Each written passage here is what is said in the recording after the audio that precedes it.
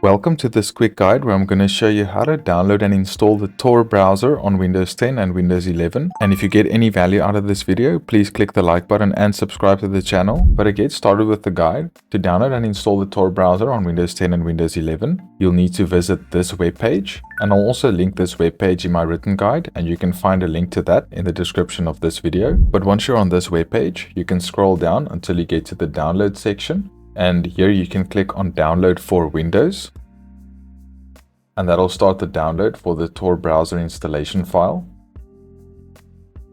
When it's finished, you can click on open file, and that's going to start the installation for the Tor browser. I'll leave the language on English and click on OK. Now the default installation folder for the Tor browser is on your desktop.